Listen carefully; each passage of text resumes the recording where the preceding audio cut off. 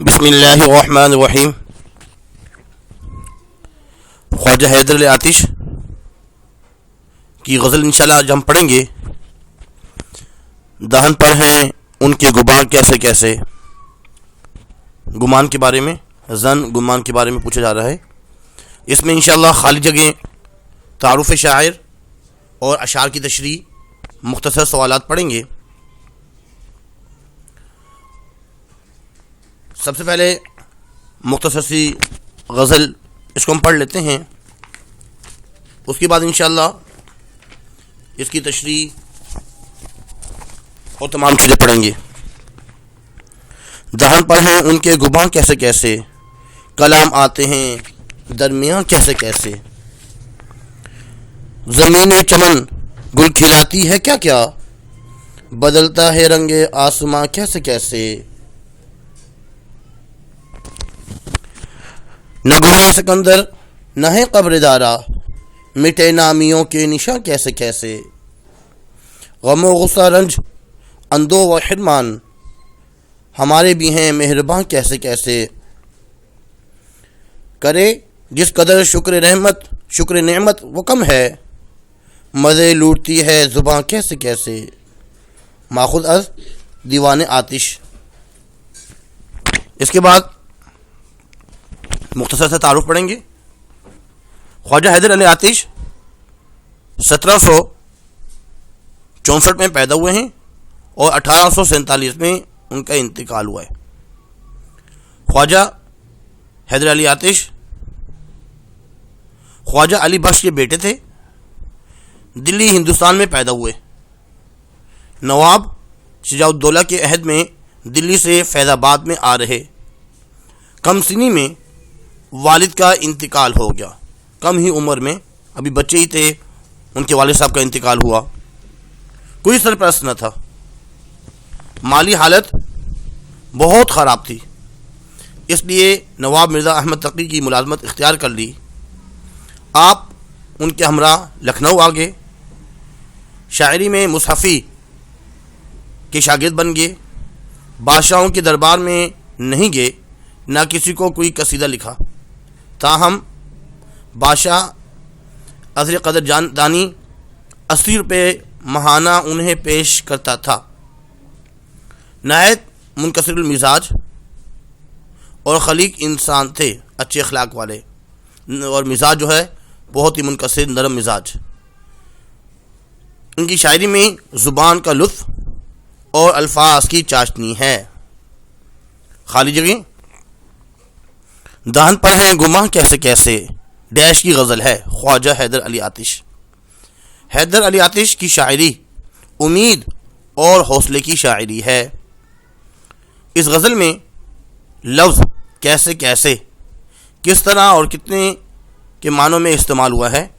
کیسے کیسے لفظ آتش کے لفظی معنی، آتش جو ہے وہ آگ کے، لفظ اندوہ کے معنی ہیں غم۔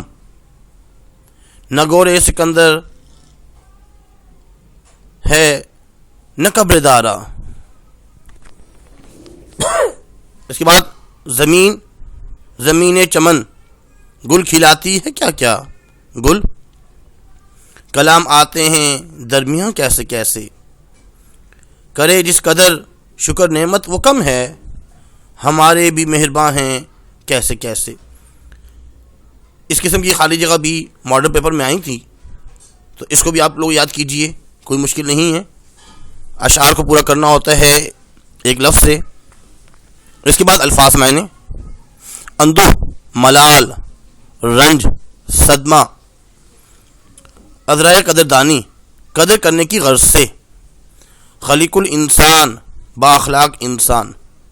چاشنی، میٹھا پن۔ حرمان، دکھ، درد، نا امیدی، محرومی، اور دہن کہا جاتا ہے منہ کو۔ سرپرست، نگران۔ اس میں ایک الفاظ ہے گا گما، شک، شبہ، اندیشہ ہونا۔ گورے سکندر، گور اصل میں گورکن، قبر کھودنے والے کو گور کہا جاتا ہے، گورکن قبر کو گور کہا جاتا ہے۔ تو گورے سکندر بادشاہ کی قبر۔ قبر دارا، ایک بڑے حاکم دارا کی قبر، قصیدہ وہ نظم جس میں تعریف کی گئی ہو، خصوصاً بادشاہوں کی، منکسر المزاج عاجزانہ مزاج، مزے لوٹنا مزے اڑانا، یہ ایک محاورہ ہے۔ غزل کی تشریح، دانت ہیں ان کے گماں کیسے کیسے، کلام آتے ہیں درمیان کیسے کیسے۔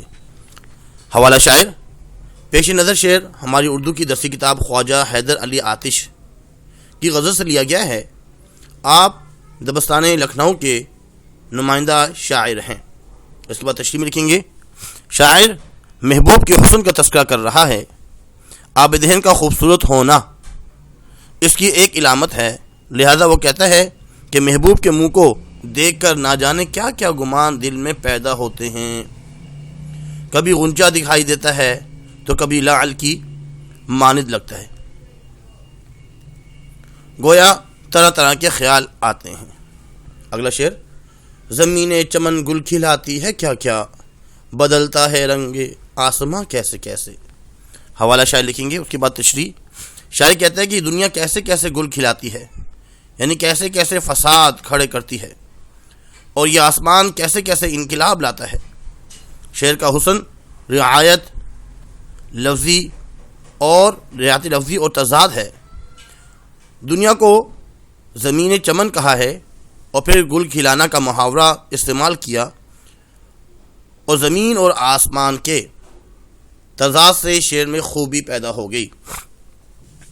نہ گورے سکندر نہ ہے قبر دارا، مٹے نامیوں کے نشاں کیسے کیسے۔ حوالہ شاعر کے بعد تشریح، فلک کی گردش سے کوئی بچ نہیں پایا، بڑے بڑے لوگ آئے مٹ گئے۔ اب شاعر کہتا ہے، نہ سکندر کی کہیں قبر ہے، نہ دارا کی تربت کا کہیں نشاں ہیں۔ وہ مزید کہتا ہے کہ کتنے بڑے نامی لوگ تھے جن کے نام و نشان زمانے کی گردش نے مٹا دیے ہیں۔ اس کے بعد، غم و غصہ رنج اندو حرمان، ہمارے بھی ہیں مہرباں کیسے کیسے۔ حوالہ شاعر، تشریح میں لکھیں گے، اے میرے محبوب تم اہل دنیا کے دلوں میں رہتے ہو، ان کی نگاہیں تمہارے گھر ہیں، لوگ تمہیں اپنے دل میں رکھتے ہیں، اپنی آنکھوں میں تمہاری تصویر لیے پھرتا ہوں، لہٰذا تمہارے لیے کیسے کیسے بڑھیا مکان ہیں۔ اس کے بعد آخری شعر جس کو مقطع ہم کہیں گے، کرے جس قدر شکر نعمت وہ کم ہے، مزے لوٹتی ہے زباں کیسے کیسے۔ حوالہ شاعر کے بعد تشریح میں خواجہ حیدر علی آتش فرماتے ہیں کہ اللہ تعالیٰ نے ہمارے کھانے کے لیے انواع و اقسام کے پھل، میوجات اور دیگر اشیاء پیدا کی ہیں۔ ہماری زندگی ان سب ذائقوں سے آشنا ہے، لیکن یہی زبان اس مالک حقیقی کا شکر ادا نہیں کرتی جتنا کرنا چاہیے۔ ہم اس کی عطا کردہ نعمتوں کا جتنا بھی شکر کریں کم ہے۔ اس کے بعد انشاءاللہ العزیز اس کی مشقی سوالات پڑھیں گے۔ غزل امید ہے کہ آپ کو سمجھ میں آ چکی ہوگی۔ سوال نمبر 1 ہے، مندرجہ ذیل سوالات کے جوابات دیجیے۔ نمبر 1، آتش کی غزل کا کون سا شعر آپ کو پسند ہے، وجہ بتائیے۔ یہ جو شعر ہے، نہ گورے سکندر نہ ہے قبر دارا، مٹے نامیوں کے نشاں کیسے کیسے۔ دنیا میں ہر قسم کے لوگ آئے، بڑے نام و نشان اور شہرت والے آئے، لیکن ان سب کے نشان مٹ گئے۔ سکندر کی بھی قبر کا کوئی پتہ نہیں، دارا کی قبر کا بھی کوئی پتہ نہیں، ان سب نے ہم نے بھی جانا ہے۔ اس کے بعد